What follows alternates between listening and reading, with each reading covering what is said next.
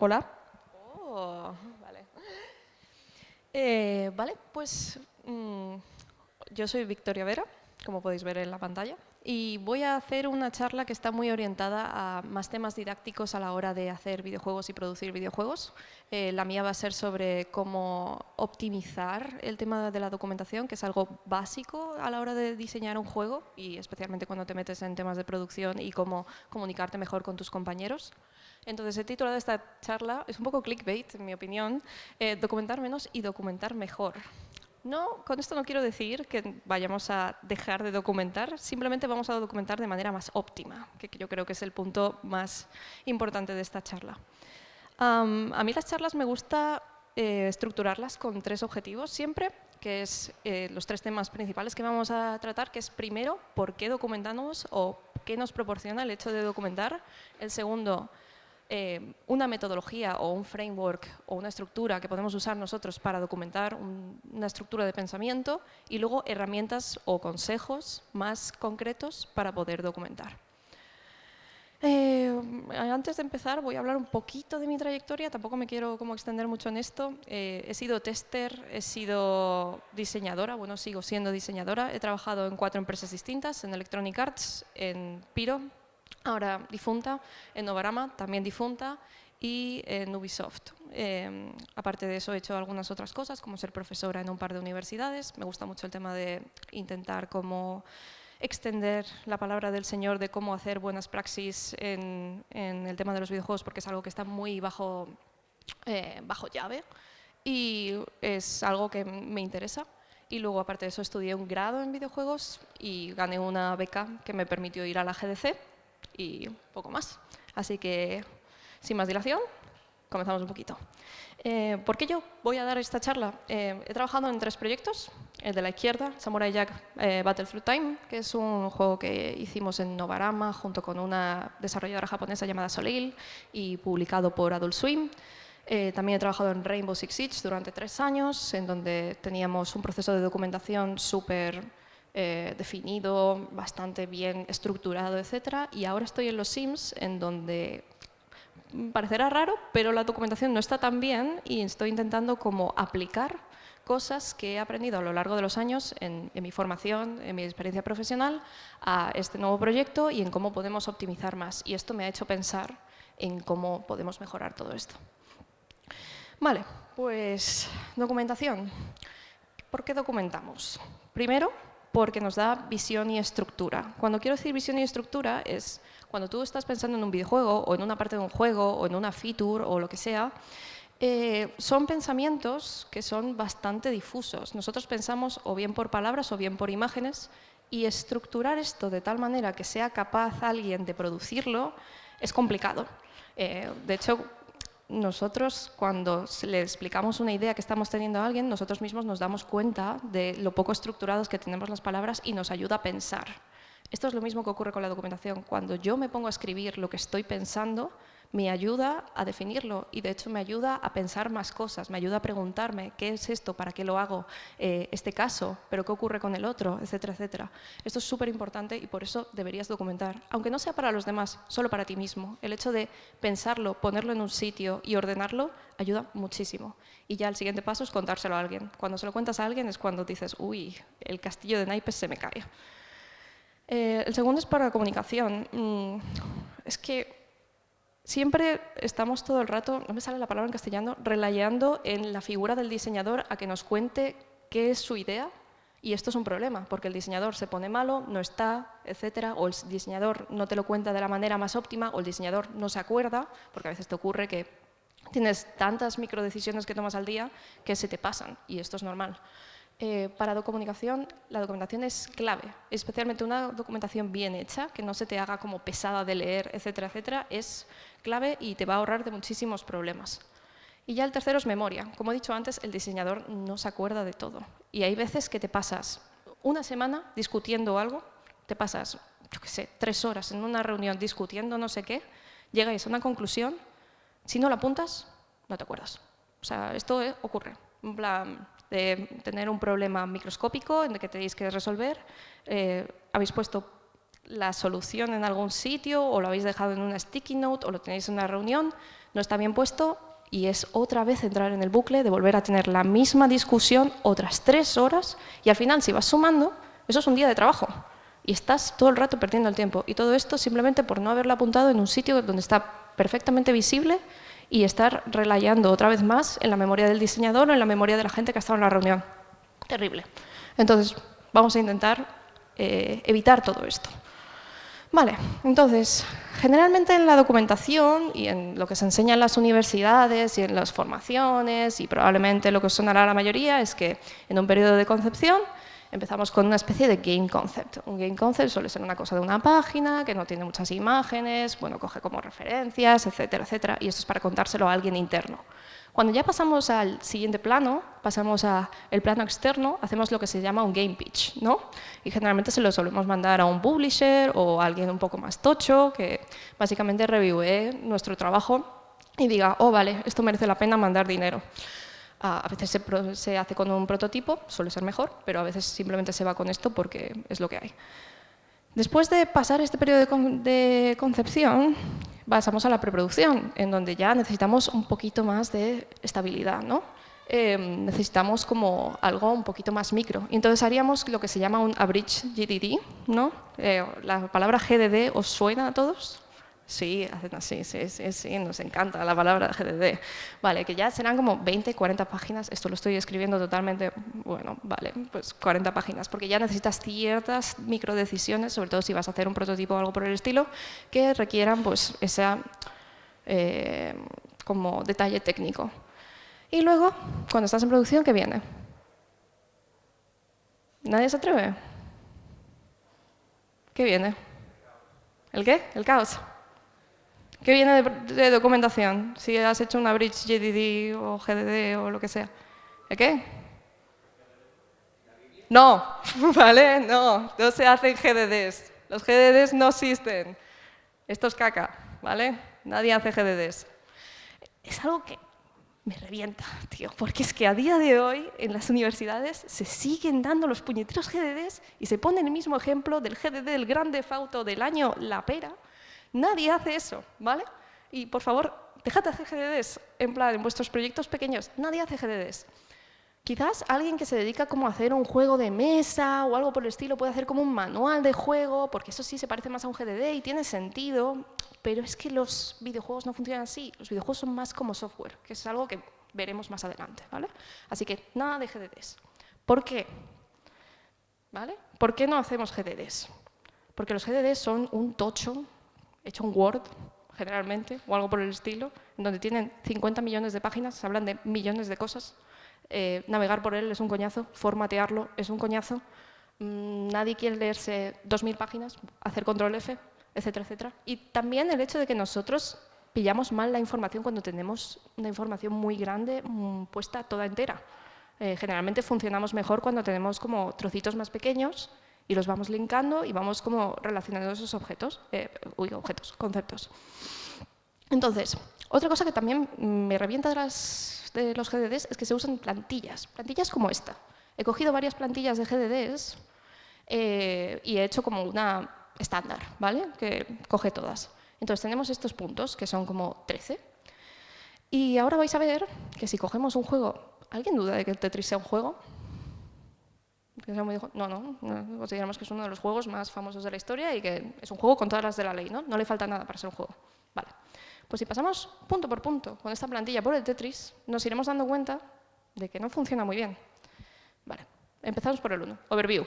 Sí, esto lo cumple todo, ¿no? Tiene un título, tiene un género, tiene un target, tiene una plataforma, tiene un unique selling point, un concepto, un benchmark. Muy bien. Pasamos al punto número 2, setting and story. Ya está. ¿Vale? Lo petamos. No hay nada. Pasamos al punto número 3. No hay nada. Pasamos al punto número 4. No hay cámara. Bueno, sí, hay una línea, que es, la cámara es estática y es un cuadrado así. Vale, tenemos controles, ¿vale? ¿Algo? Gameplay, look and feel, sí, serían 2 líneas también. Luego level design, poco. O sea, alguien seguramente me discutirá esto, ¿no? Pero tiene level design porque hay una progresión, tal, no sé qué. Vale, pero lo podemos meter en otros lados. No creo que sea tan level design. Monetización, una línea, el precio, ¿vale? El HUD, bueno, sí, un poquito. Un poco de menús Y luego viene marketing y localización, que esto lo he visto en muchos GDDs, que yo también opino, esto debería estar en un documento de diseño.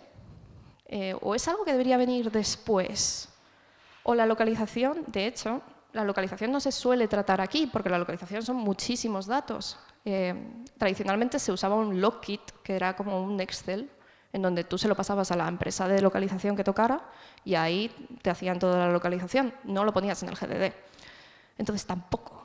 Y lo del marketing, creo que debería tener su propio documento, su propia zona, que es más allá del diseño. Entonces, plantillas, un poco regular. Nos quedamos con solo esto para el Tetris y se ve un poquito regular, pero en cambio, la parte de gameplay sí que la podríamos como extender por lo menos 4 o 5 puntos. Aquí tenemos gameplay elements, scoring, mechanics, gameplay progression, tutorial. Bueno, tutorial no tiene el Tetris, pero imaginaos que sí lo... Bueno, no sé si hay versiones nuevas que sí lo tienen, pero bueno, en el caso de que fuera un Tetris bastante nuevo, sí que lo tendría. Entonces, plantillas, un poco regular, ¿no? Como que las plantillas están pensadas para un tipo de juego muy concreto, que es como el juego de toda la vida, así, triple A, que tiene una historia, tiene un tal, y esto no funciona para todos los juegos. Entonces, ¿nos deberíamos fijar en esto? Yo creo que no. Entonces, ¿qué hacemos? Si no nos sirven las plantillas, si los GDDs no se hacen, ¿qué es lo que podemos hacer? Pues de eso vamos a hablar un poco. Para eso tenemos que entender primero qué es un videojuego. Y quiero entenderlo a nivel técnico, ¿vale? Para mí un videojuego es un programa, sobre todo. En todas las cosas es un programa, es una pieza de tech, de software, que tiene una o varias estructuras o sistemas, o como queramos llamarlo, que se rellenan con contenido variable. ¿Qué significa esto? Pues que si yo tengo un videojuego que tiene un sistema de misiones, esas misiones tienen un sistema, tienen una serie de variables, como por ejemplo es el tipo de misión que es, si es de día, si es de noche, los personajes que incluyen, el diálogo que tiene, etcétera, etcétera, y luego las voy rellenando de manera distinta dependiendo de la misión que sea, ¿no? Es contenido, no es una estructura. Entonces esto es clave. Entender esta dicotomía en diseño es básico para muchísimas cosas, pero para la documentación también lo es. Entonces, cuando hablo de estructura y de contenido, es lo mismo que alto nivel y bajo nivel, y es lo mismo que macro y micro, que quizás habéis escuchado en distintos sitios estas palabras y cada uno lo llama como quiere y es muy confuso, sobre todo cuando no estás muy metido, pero esto es todo lo mismo. Estructura, alto nivel y macro son lo mismo, y contenido, bajo nivel y micro son lo mismo. Nos estamos fijando en el juego cuando nos fijamos más en su totalidad o cuando nos fijamos más en algo muy concreto que se hace. Vale, entonces, si tenemos esto, ¿cómo podemos bajarlo a tierra? Porque ahora mismo todo esto es muy abstracto. Entonces, voy a poner un ejemplo de lo que he dicho antes, las misiones. ¿Cómo estructuraríamos un juego dependiendo si lo estamos pensando como estructura o como contenido? Vale. Si aplicamos esto al concepto misiones, un sistema de misiones es la parte más estructural de las misiones. Las misiones en sí serían la parte más de contenido y, por ejemplo, entre medias encontraríamos un arco de misiones. Cada uno de estos es como que vive cada uno en su parte, ¿no? Una cosa es estar diseñando el sistema de misiones en sí y luego la persona que se dedica a diseñar las misiones probablemente es otra persona. Bueno, en un caso de un proyecto bastante grande. En un proyecto pequeño puede ser que sea la misma. Pero digamos que son cosas distintas, ¿no? Y deberían vivir en cada uno en su espacio y está bien que estén separados. No tiene por qué estar todo seguido en un megadocumento en donde no puedo ni respirar ni me puedo fijar en las cosas. Vale, pues esto es un poco por donde queremos ir. Queremos que todo viva en su espacio, que esté encapsulado pero conectado. Que sea un poco como una matrioska. Es decir, yo tengo mi sistema de misiones, que dentro de él puedo encontrar todas esas misiones, la misión 1, 2, 3, 4, 5, 6, y así eternamente con muchas cosas. Vale, entonces yo os voy a explicar aquí una manera de estructurar la documentación en donde cada uno de estos niveles sería como su documento en sí mismo y os voy a explicar un poco cómo podría funcionar. Esto es aplicable a cualquier proyecto, porque veréis que es como muy abstracto y realmente luego podéis hacer como vuestras propias variaciones, ¿vale? Empezamos por arriba, por la estructura, y luego vamos a ir bajando. En estructura encontraríamos un tipo de documento que es la épica. o lo podemos llamar el mandate también. Aquí explicamos cuáles son nuestras intenciones a la hora de hacer un producto. Cuando me refiero a un producto, también lo podemos llamar una story, como lo suelen llamar en tech. Esto es un producto acabado. Por ejemplo, el sistema de misiones sería una épica, porque es, bueno, más bien las misiones en sí sería una épica, porque es como el sistema más las misiones y lo que quiero conseguir yo teniendo todas esas misiones en mi juego. ¿Me explico? Lo siguiente sería una arquitectura. La arquitectura la voy a dejar para explicarla luego, porque es un poco difícil sin lo que viene después. Luego tendríamos los sistemas. Los sistemas son el siguiente punto que está más estructural, pero no es tanto como una épica. El sistema es ya más como la estructura que va a contener todo el contenido, ¿no? El sistema de misiones, lo que estaba diciendo antes de definimos las variables, definimos cómo van a ser esas misiones y luego a la hora de hacer misiones es solo simplemente, en cierta manera, copy-pastear e ir cambiando el contenido. Luego tenemos, y esto es un poco extraño, diferenciamos las features de los sistemas. Y os vais a quedar como, ¿qué? ¿Por qué? Sistemas se suele aplicar a algo que está en muchos sitios del juego. Una feature es más algo como un hero object. Es algo que solo me voy a encontrar una vez en el juego.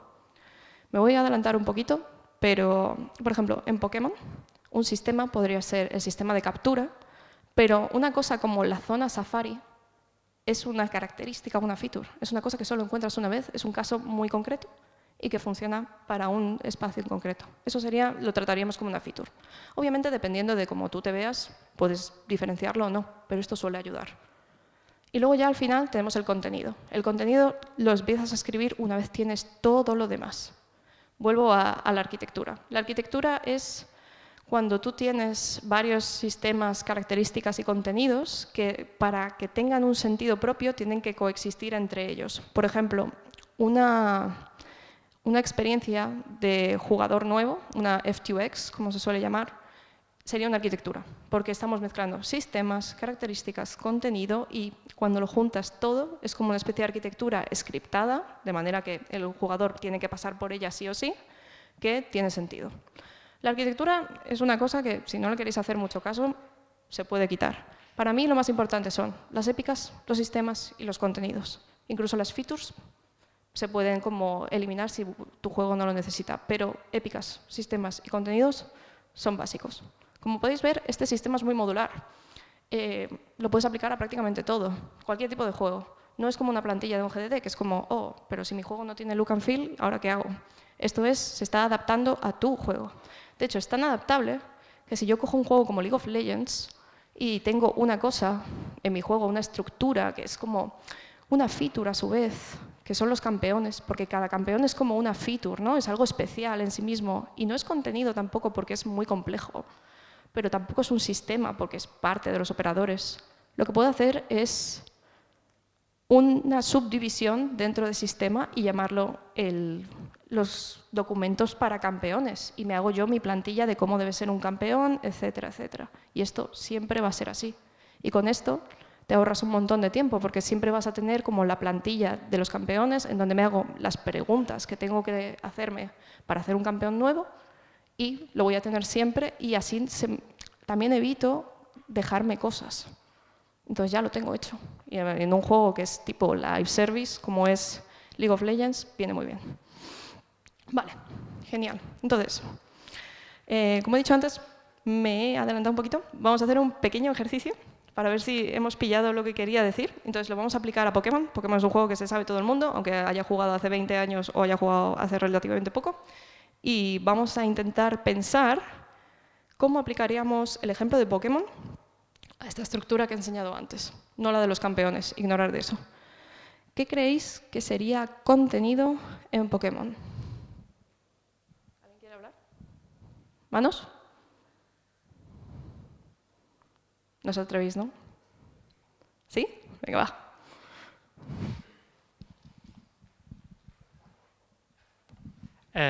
Yo creo que contenido en Pokémon sería, por ejemplo, cada entrenador individualmente, qué Pokémon tiene y qué estrategia utiliza en combate.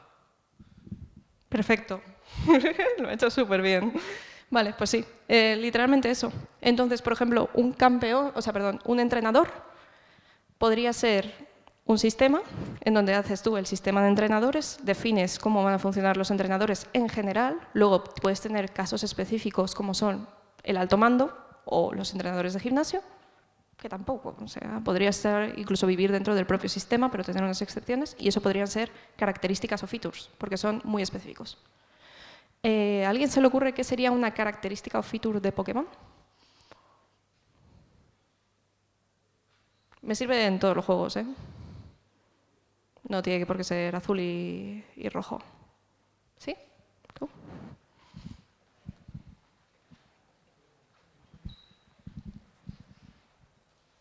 Por ejemplo, los Pokécubos o los Pocochos, algo así.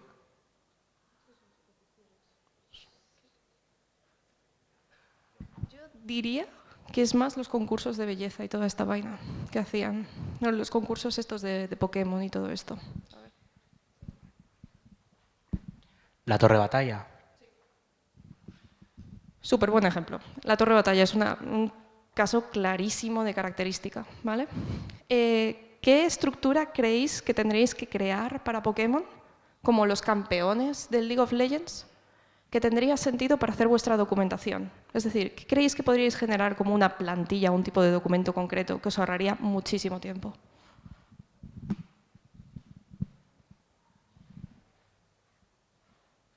Literalmente los propios Pokémon. Perfecto. Vale, ¿y qué creéis que podría ser un sistema en Pokémon? Como una estructura que repetís a lo largo de todo el santo juego. A ver, tú no, que ya has hablado. Los combates Pokémon. ¿Alguno más? Aparte de los combates Pokémon. A ver. La Pokédex. La Pokédex. La Pokédex podría ser una feature, ¿eh? Pero no estoy segura. También es que depende un poquito. A ver. Las capturas de Pokémon. El sistema de captura es un sistema como una catedral. ¿Y las Pokéballs? ¿Qué creéis que sería? ¿Y qué? ¿Qué has dicho? Mecánica. Pero una mecánica es un sistema. ¿Contenido? ¿El concepto de Pokéball qué sería? El concepto de Pokéball es un sistema, pero las Pokéballs en sí, no, Turno Ball, Super Ball, etc., es contenido. ¿Vale? Bueno, yo creo que lo habéis pillado bastante bien. Estoy muy contenta. Pensaba que iba a ser bastante más caótico esto. Vale. A ver. Muy bien. Pues después de esto, vale, tenemos todos estos microdocumentos. Bueno, habrá algunos que son más largos. ¿Qué hacemos con ellos? Y ahora que no tenemos un Word enorme, ¿qué hacemos con ellos? ¿Dónde los metemos? En una wiki, ¿vale? Y me da igual, habrá gente que me diga, no, yo uso el Miro. El Miro no se usa para documentar. El Miro se usa para hacer brainstorming, se usa para hacer diagramas, pero no se usa para documentar. El Miro es un desastre, ¿vale? Yo uso el Miro, pero no lo uso para eso, ¿vale? Porque es que no encuentras nada. O sea, yo a veces busco cosas en el Miro, en plan, el título literal, y no me sale. Entonces, ¿cómo vas a guardar toda la documentación de tu juego en unas sticky notes perdidas de la mano de Dios? Es que no vas a encontrar nada, ¿vale? No hagáis eso, por favor. Entonces, dos muy buenas wikis, Confluence y Notion. Yo, personalmente, y esto os va a sorprender, me gusta más Confluence. Oh, Dios mío, me aplaude. Vale, tengo mis razones. Confluence está hecho para documentar. O sea, es que se nota incluso en microdecisiones de cosas, rollo, que tú a veces pasteas un link dentro de un texto y ya te pastea el link directamente dentro del texto y no tienes que perder el tiempo en cosas. También los tamaños de las cosas están muy bien hechos. También tiene un montón de macros pensados en, por ejemplo, si yo tengo una UI en Figma, la puedo meter directamente y la puedo ver a tiempo real y puedo navegar en ella, historias así, es que te ayudan muchísimo y no tienes que estar perdiendo el tiempo. En Notion es muy bonito, pero es un poco más coñazo, la verdad. No tiene tantos macros como Confluence, no tiene ese como toque de haber estado millones de años haciendo cosas de estas. Confluence tiene sus problemas, pero yo creo que es la más estable sin duda. Y si podéis, y si tenéis que gastar dinero, en mi opinión, antes Confluence, también porque os viene con Jira y os viene con muchas más cosas antes que Notion. Y además, tengo entendido que Notion es más caro, así que mejor.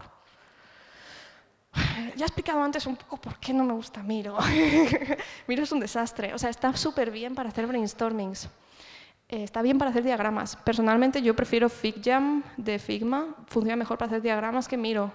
Miro está muy bien para bastantes cosas, pero no para hacer documentación de diseño. También porque el diseño son reglas, ¿vale? Leemos de manera lineal. Miro es hacer cosas en círculos. Es muy complicado, de verdad. Siempre que me han dicho, oh no, tenemos este diseño en Miro, y yo, no, ¿ahora qué voy a hacer? ¿Sabes? Vale, entonces, ¿por qué? Lo que he dicho antes de las reglas, súper importante. O sea, es que cuando nosotros diseñamos un juego son reglas. Y es que también se alinea un poco con cómo se escribe el código. Es que tienes que pensar de manera lineal, las cosas funcionan así. Y de hecho, cuando tú explicas un juego, lo explicas de manera lineal. Entonces, ¿por qué vas a escoger algo que no va también de manera lineal, que es la manera que más naturalmente nosotros entendemos un conjunto de reglas? Es un poco extraño. Entonces, volviendo un poco a otra definición de juego, esta vez no tan técnica, sino más bien de qué significa un juego, es que un videojuego es un sistema formal. Sistema formal significa que tiene reglas, definido por reglas, que se miden en resultados cuantificables. Entonces, esto es bastante importante para... ¿Qué ha pasado? Perdón, es que me ha ido esto. Para poder entender cómo estructurar bien esta documentación. Vale, entonces, ya vamos a pasar a una zona en donde es más como herramientas de cómo escribir la documentación técnica y algunos consejos, sobre todo para la gente que está empezando. Primero de todo, escribir en bullet points. No quiero ni un solo párrafo. Como veo un párrafo de más de 4 o 5 líneas, me enfado. El segundo es frases cortas y diferenciadas con puntos. Frases cortas es, en plan, esto hace esto, punto. Y esto hace lo otro, ¿vale? No quiero ni adverbios. Yo soy Gen Z, pongo muchísimos adverbios, pero cuando estoy leyendo mi propia documentación digo, este adverbio fuera, este adjetivo fuera. No, no, no, no, no. Siempre se escribe en tercera persona impresente, ¿vale? Lo estamos escribiendo un documento formal, técnico, que alguien está leyendo. No es ni tú, ni el colega, ni nada, es tercera persona impresente. También esto ayuda, es un poco psicológico, pero ayuda a la gente a pensar en que el juego es algo real y que se va a hacer. En cambio, si lo escribes todo en futuro, da un poco sensación de que no está tan sólido. Es una chorrada, pero funciona, os lo juro. Si puede ser una tabla o una imagen, que lo sea. Es decir, cada palabra pesa 1 kilo. De la misma manera que os he dicho que frases cortas, nada de adverbios, nada de adjetivos que sean superfluos, si podéis resumirlo en una imagen o una tabla, especialmente cuando tenéis resultados cuantificables, como he dicho antes, tengo estas pokevals y las pokevals pues tienen estos valores o variables que las hacen tal, esto lo puedes expresar en una tabla, incluso puedes poner las imágenes en una tabla y se acabó. De hecho, el contenido funciona generalmente muy bien en una tabla. Vale, cada palabra pesa 1 kilo, ¿vale? Otra vez. Y no me cansaré de decirlo, hay que escribir lo mínimo posible. Y el sexto es ya el uso de jerarquías, súper importante. Es decir, ayuda más a leer, tener títulos, y esos títulos tener microtítulos, porque te ayudan a estructurarte la cabeza sobre la idea, que el tener un montón de párrafos muy largos, en donde se te van a ir los ojos a todos los lados, y ya directamente como que entiendes, vale, esto es esto, vale, las pokevals tienen estos tipos y estos tipos, no sé qué. Ahora os enseñaré un ejemplo que quedará todo bastante más claro, pero para que vayáis entendiendo. Vale, entonces tenemos aquí un ejemplo de una documentación real. Creo que esto es un GDD de Doom del año de la barra, creo que del 93 o el 94, es un desastre, ¿vale? Pone hasta chistes en medio, ¿sabes? No hay quien se entere de que... O sea, si yo soy un programador y leo esto, no sé qué hacer. En plan, no sé qué me está pidiendo. Entonces, ¿cómo podríamos convertir esto usando los consejos que he puesto antes en algo usable? Algo así, ¿vale? Es una torre de comunicaciones, que es un espacio en el juego, entonces estoy entendiendo qué es. Tiene robots, solo los robots pueden entrar, según lo que dice este texto de aquí, y tienen los siguientes elementos: antena, no sé qué, no sé cuántos. También os habréis fijado en estos cosas en naranja que he puesto, es porque son links. Y es que hemos aprendido antes que las wikis es porque queremos que todo sea bastante encapsulado. Yo no me quiero poner a explicarte qué es un robot en el documento de las Communication Tower. Yo creo que si tú quieres saber qué es un robot, deberías ir al artículo del robot y ya está. Y aquí solo centrarnos en qué es la Communication Tower. Esto también te va a ayudar como a entender estructuralmente qué es lo que tienes que estar haciendo en cada momento. Ahora no es el momento de los robots, es el momento de la Communication Tower. Entonces no nos liamos ahí. Vale. Y también ya un poquito de consejos generales, ya no solo a la hora de tú escribir la documentación, sino de cómo gestionar la documentación en general cuando sois un equipo más grande o cómo usarlo como un equipo en general. Lo primero es peer reviews de documentación. Esto ayuda muchísimo. En plan, si tenéis tiempo y sois varios diseñadores, intentad ir leyendo vuestros documentos entre varios. No solo porque se os escapen cosas, es que va a ayudar a que todos estéis muchísimo más sincronizados a la hora del diseño. Y va a ser como, o sea, que habías decidido esto y yo había decidido esta otra cosa. Hablemos. Y si esto lo ponéis como un paso, ayuda muchísimo. O sea, por ejemplo, ahora me ha pasado en el proyecto en el que estoy, que teníamos muy poco tiempo y apenas hemos hecho esto, y de repente nos hemos encontrado en discusiones muy largas hablando de, oh, no, es que esto no lo habíamos pensado y nos está siendo conflictivo. Así que, por favor, si tenéis tiempo, aplicad esto. Esto también es súper importante. En las documentaciones de diseño no debería haber un plan detallado de cómo implementar algo. Eso debería tener su espacio. Es decir, una cosa es cómo vas a implementar el diseño y la otra es cómo el diseño funciona.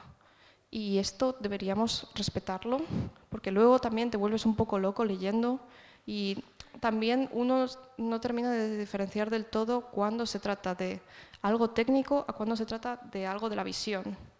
Por lo tanto, separar siempre que podáis. Es decir, hacer un documento de diseño en donde explicáis el behavior de lo que debería tener esto y luego, si queréis, linkáis, porque esto es una wiki, un documento más técnico de cómo se debería implementar. Listo, se acabó. Hojas de cálculo para contenido o tablas, es que funcionan increíble. Lo que os he dicho antes de las Pokeballs es que no tienes que estar como escribiendo un montón de tal, porque son variables que siempre se van a repetir. Tú tienes celdas que son esas y ya está, se acabó. Y es súper fácil de leer, buscas la columna que toca, lo implementas, se acabó. Es que te arregla la vida, de verdad. Ahí me he equivocado. Vale, el cuarto es macros para integrar contenido multimedia. Lo que he hablado antes, Confluence, creo que Notion también tiene alguno que otro. Pero Confluence, por ejemplo, te deja implementar Excels dentro de la documentación. Te deja implementar Excels de verdad, Excels que tú estás moviendo a tiempo real. Te deja implementar Miros, te deja implementar Figma. Lo mejor es que veáis ese Confluence como una especie de árbol en donde salen un montón de ramas, pero todo está integrado en un mismo sitio. Y esto me lleva a pensar en la documentación como un hipertexto. Un hipertexto es, bueno, la Wikipedia. Al fin y al cabo me va llevando a distintos sitios dependiendo de links. Y también es importante para no duplicar trabajo. A veces lo que ocurre también, y esto me sigue ocurriendo a día de hoy, que es que encuentro definiciones de cosas en dos documentos distintos. Esto parece una chorrada, pero duplica el trabajo, genera muchísimas confusiones, porque es como, si cambia algo del diseño, te tienes que acordar de que lo tienes en dos sitios, cambiarlo y que la gente esté también enterada. Entonces, más de una vez puede ocurrir que en un sitio pone una cosa y otra y ya empezamos una rueda otra vez de perder el tiempo en cosas que son chorradas. Entonces, siempre que podáis, como he puesto antes el ejemplo de los robots que llevan al link de los robots, haced eso. Solo definid los robots en los robots. Y ya está. Y para colación tengo este link, que no sé si tú me puedes abrir. Supongo. Por favor, guardad los móviles. Sé que están grabando esto, pero ya pediré que lo quiten. ¿Se puede?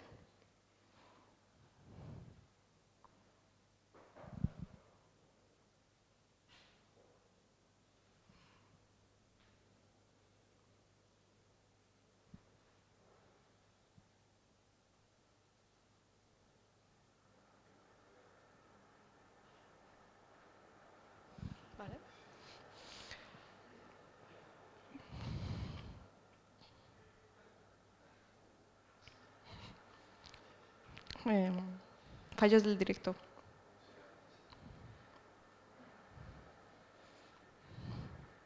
Un poco de música de ascensor.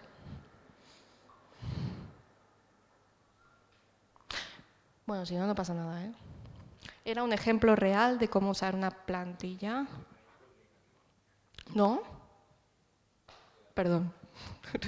Juraría que lo puse, ¿eh? Era un ejemplo real de cómo se ve una plantilla de algo concreto. En plan, en este caso creo que era con un diseño de una arma y entonces ves perfectamente cómo se usan las jerarquías, cómo se usa absolutamente todo de lo que hemos estado hablando, cómo se define solo el contenido en tablas, etcétera, etcétera, y cómo debería lucir más o menos un documento de este estilo a nivel profesional. Si no hay, no pasa nada. ¿Que se abre o no? Ah, no, no lo tengo. No lo sé. Debería estar ahí. Bueno, no pasa nada. Era un ejemplo, tristemente. Así no lo tienen que cortar del vídeo, también te digo. Y poquito más. Nada, muchísimas gracias. Y no sé si tenéis alguna pregunta.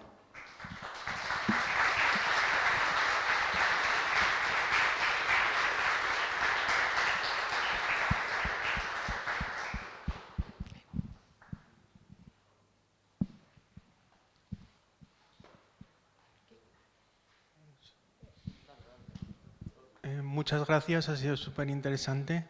Yo tengo una duda de un problema que me ha pasado, que es documentar algo, eso va a implementación, estilo, como has comentado, las hojas de cálculo con un montón de datos o incluso lore de determinados ítems, o sea, contenido puro y duro que estaba en documentación y luego a la hora de implementar pues ha visto que no funcionaba o que había que tunearlo y claro, como está por un lado la documentación y está por otro lado pues, o el código o el producto en sí, como que se difieren uno de otro. ¿Tienes algún consejo para automatizar un poco o para automatizar que algo de documentación se lleve a contenido de manera más o menos automática o para que se haga feedback fácil digamos, de vuelta a la documentación? Yo, cuando he trabajado con hojas de cálculo, he visto muchos importadores de XML y Excel. Entonces, quizás esta es una muy buena manera porque tú le pones un ID, le lo pones a cada una de las columnas que toca o de las filas y entonces luego ya lo va importando de manera automática.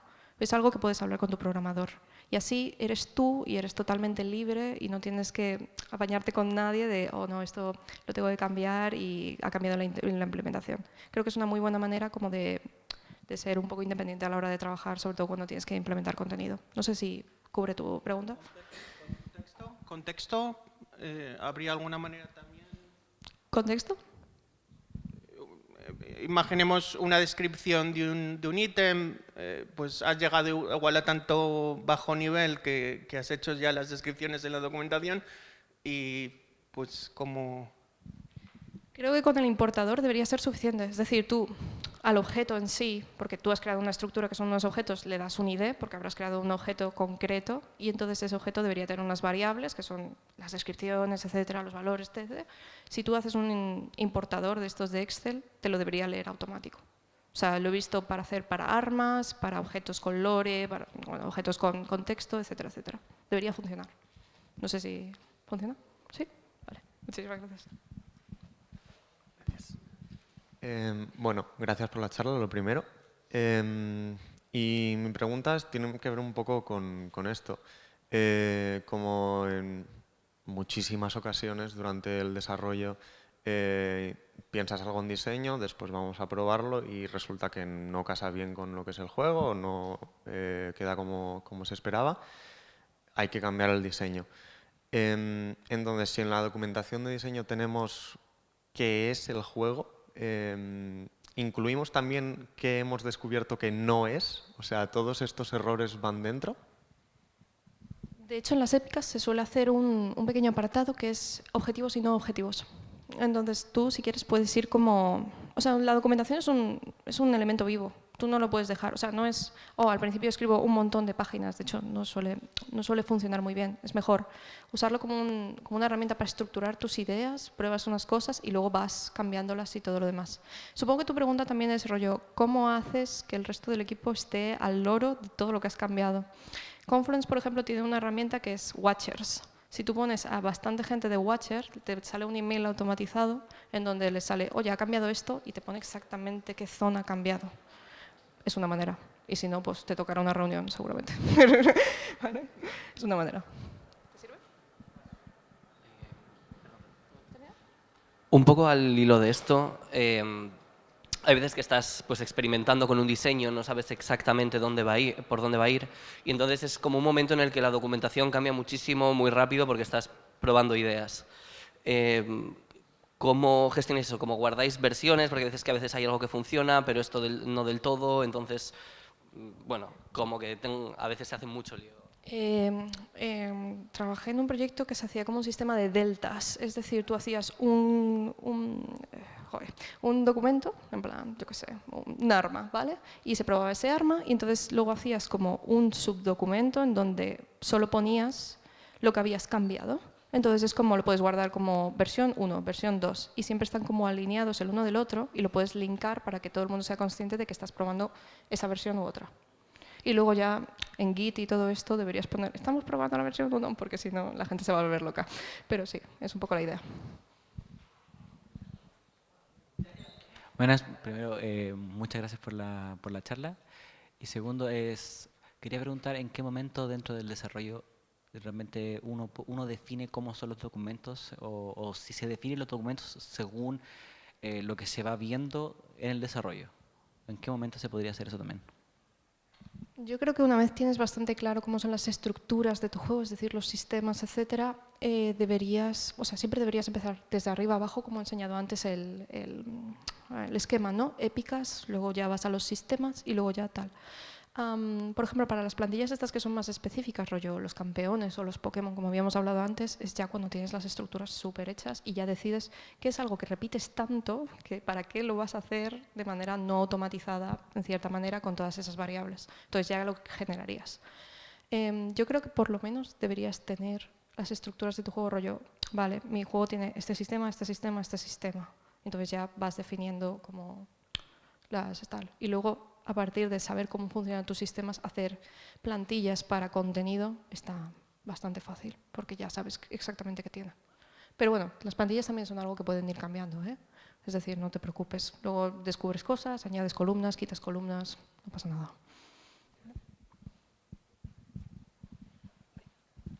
Buenas, yo es por si tienes alguna recomendación de alguna herramienta para hacer roadmaps de cómo hacer el diseño o si crees que eso depende más de producción. Para mí es algo que estoy acostumbrada a que haga producción y que lo haga en conjunto con diseño si diseño es como product owner. Yo generalmente he trabajado con Miro para hacer roadmaps. Odio Miro, pero a veces está bien. La verdad es que no sé. O sea, siempre he trabajado con Miro y poco más. Sí que es cierto, creo que Notion sí que tiene algunas cosas hechas para roadmaps dentro, pero sí, Jira está muy bien. Ahora que lo pienso, tiene como un montón de cosas de stories que puedes hacer dentro y ver cómo tiene como diagramas de Gantt y cosas de esas de producción. Que Jira creo que lo veo un poco complejo, digo, pues sería otra versión más accesible. Creo que Hack and Plan, que de hecho es un software español, puede ayudarte para eso. Es como un Jira más simplito y creo que es gratis. La versión, hasta cierta cantidad de gente, no me acuerdo cuál. Le puedes echar un ojo. Nada.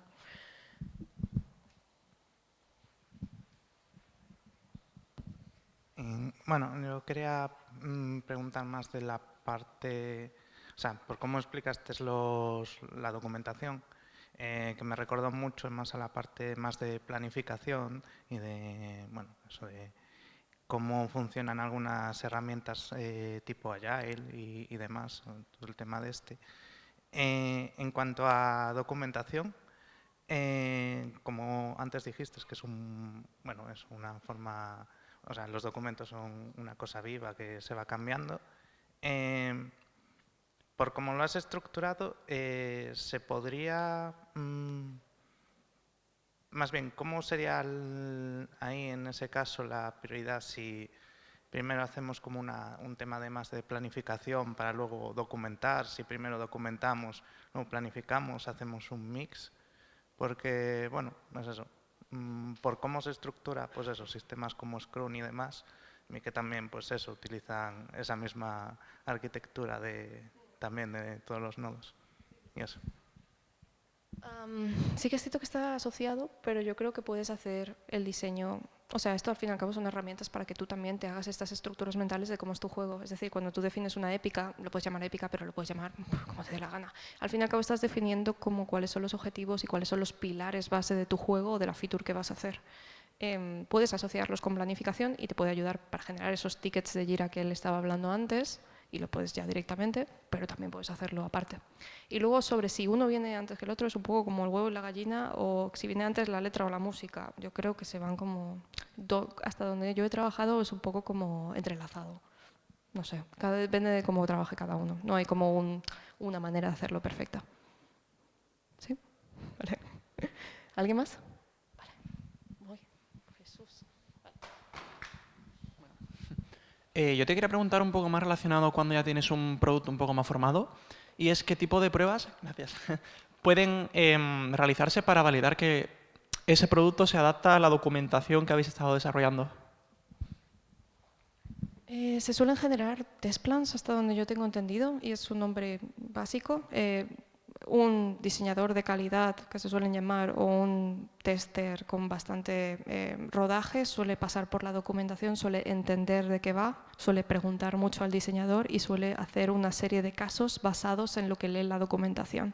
Para esto también es súper importante lo que había mencionado al inicio, que es qué pasa si el diseño cambia y cómo tienes a la gente al loro todo el rato.